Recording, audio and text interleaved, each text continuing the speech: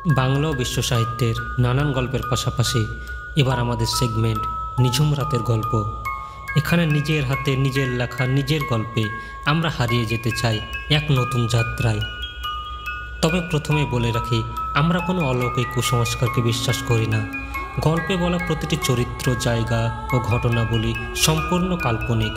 বাস্তবে কোনো জীবিত বা মৃত কোনো ব্যক্তি কিংবা কোনো ঘটনার সঙ্গে মিল থাকলে সেটি সম্পূর্ণ অনিচ্ছাকৃত। কুসংস্কারকে বিশ্বাস করবেন না, কুসংস্কার ছড়াবেন না।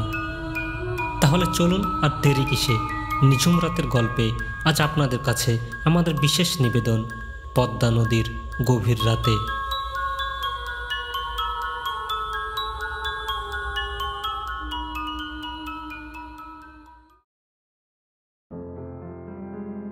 নমস্কার, আমি নিঝুম।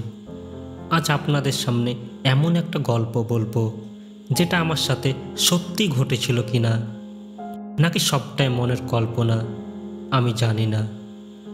তবে সেই রাতে আমার সাথে যা যা ঘটেছিল আজও তার প্রতিটি মিনিট, প্রতিটি সেকেন্ড আমার মনে আছে। তাহলে চলুন আজ সেই গল্পই আপনাদের সামনে শুরু করা যাক।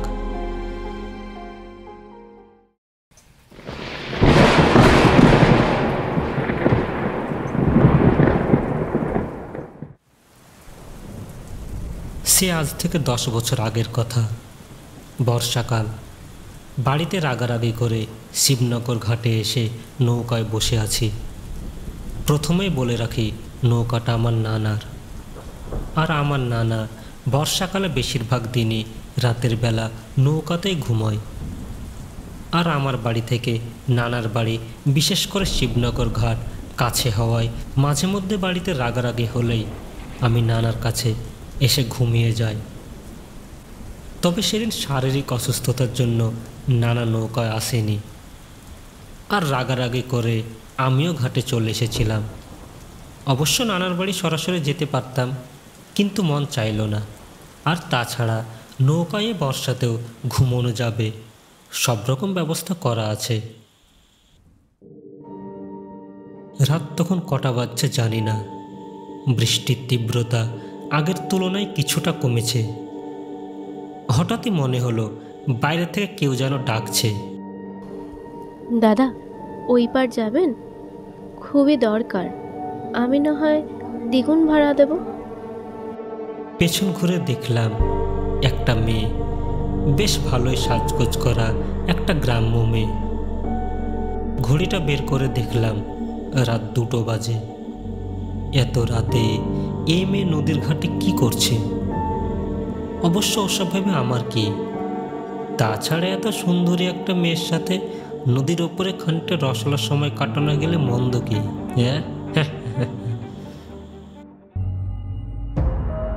কিন্তু হঠাৎ মনটা খারাপ হয়ে গেল কেন? এই তো কিছুটা সময় আগেও মনটা ভালো ছিল। তাহলে হঠাৎই মনটা খারাপ হয়ে গেল কেন? কেন? আর ওসব ভাবলাম না। গলা উঁচিয়ে বললাম, 100 টাকা লাগবে কিন্তু। পদ্মা নদীর এই পার থেকে ওই পার মোটামুটি 1 কিলোমিটারের পথ। কিন্তু এত রাতে মুরগি যখন রাজি, তখন দেরি করা কেন? উঠে পড়ুন। মেয়েটা উঠে পড়ল বটে, তবে আমার মন খারাপ তখনও যেন কমল না। কিন্তু মন খারাপ কেন করছে সেটাই তো বুঝতে পারছি না। সবচেয়ে বড় কথা হলো, মন বলছে উৎফুল্ল হতে, কিন্তু মস্তিষ্ক দিচ্ছে আসন্ন বিপদের সংকেত। গত কয়েকদিন ধরেই প্রবল বৃষ্টির কারণে নদীতে যাত্রীর পরিমাণ কম। নানার কাছ থেকেই শুনেছি, নিজেও দিনের বেলায় লক্ষ্য করেছি। সেখানে এত রাতে এই জনশূন্য জায়গায় এত সুন্দরী একটা মেয়ে যাবে কোথায়? দেখে তো অন্য কিছু মনে হচ্ছে না, বরং বেশ ভদ্র ও শিক্ষিত মেয়ে বলে মনে হচ্ছে। এমনকি ব্যাগের ভেতর থেকে একটা স্টেথোস্কোপ উকি মারছে। ডাক্তার নাকি? মেয়েটাকে কি জিজ্ঞেস করব? না থাক, এমনিতে মেয়েটাকে দেখার পর থেকে মনটা ভালো করছে না। তারপর আবার, আপনার নাম কি? নিঝুম। আপনার বাড়ি কোথায়? নসিপুর। তারপর মেয়েটা নিজে থেকেই শুরু করলো তার গল্প। তার নাম তিলোত্তমা। ওই কলকাতার কোনো এক নামকরা মেডিকেল কলেজে নাকি সে ডাক্তারি পড়ে। নদীর ওই পারে তাদের বাড়ি। আজ বহুদিন পর সে ছুটি পেয়েছে, তাই বাড়ি যাচ্ছে। কিন্তু আমার কেন জানি না গল্পগুলো শুনতে একদমই ইচ্ছে করল না। এত সুন্দর একটা মুখ দেখে এই একাকী নির্জন নদীর মাঝে, যেখানে আমার মনে অন্যরকম খারাপ মতলব আসার কথা, সেখানে মেয়েটাকে দেখে কেমন যেন ভালো লাগছে না। আমি অন্যদিকে মুখ ঘুরে নৌকার ধারে গিয়ে বসলাম।